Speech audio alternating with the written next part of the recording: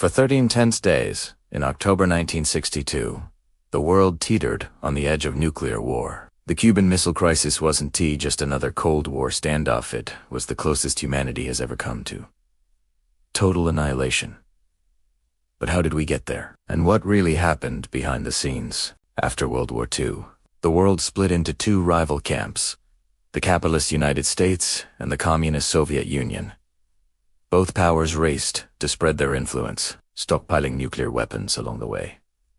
Cuba. In 1959, Fidel Castro led a revolution that toppled the U.S.-backed dictator Fulgencio Batista. Castro's government embraced communism and aligned with the Soviet Union. To Washington, this was unacceptable. Cuba was just 90 miles from Florida, too close for comfort. In 1961, the U.S. tried to overthrow Castro with the failed Bay of Pigs invasion, humiliating President John F. Kennedy. For Castro, this confirmed America's hostility. For Soviet Premier Nikita Khrushchev, it was an opportunity. The Soviets secretly placed nuclear missiles in Cuba, hoping to deter another invasion and level the playing field against America, which had nuclear missiles in Turkey and Italy aimed at the USSR. But secrecy didn't last. On October 14, 1962, a U-2 spy plane photographed missile sites under construction in Cuba. When Kennedy saw the evidence, he faced the most dangerous decision of his presidency. His advisors were split. Military generals urged immediate airstrikes and even a full-scale invasion. But Kennedy hesitated. He knew destroying the sites could trigger a nuclear response. Instead, he announced a naval quarantine around Cuba.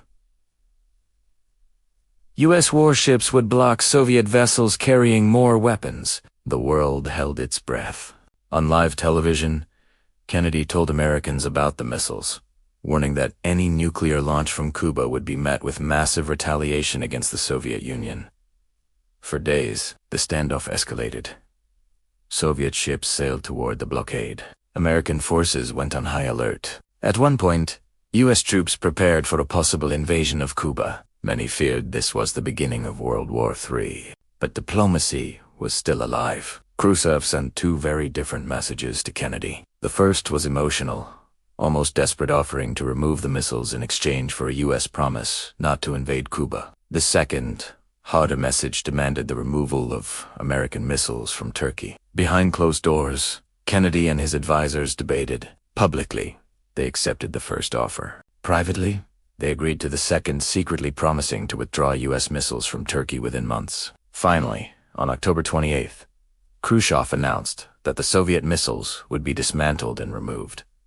The crisis was over. The world had stepped back from the brink of nuclear war, but the lessons were clear. The Cuban Missile Crisis showed just how fragile peace can be when nuclear weapons are involved. It led to the creation of a direct hotline between Washington and Moscow, so leaders could communicate instantly in future crises. It also fueled future arms control agreements, because both sides realized how close they had come to disaster. Looking back, the Cuban Missile Crisis wasn't just about missiles in Cuba. It was about fear, pride, and the risks of pushing too far in the name of power. Even today, when we think about conflicts between nuclear-armed nations, the shadow of 1962 reminds us of the stakes. Humanity cannot afford another gamble like this. So here's the question.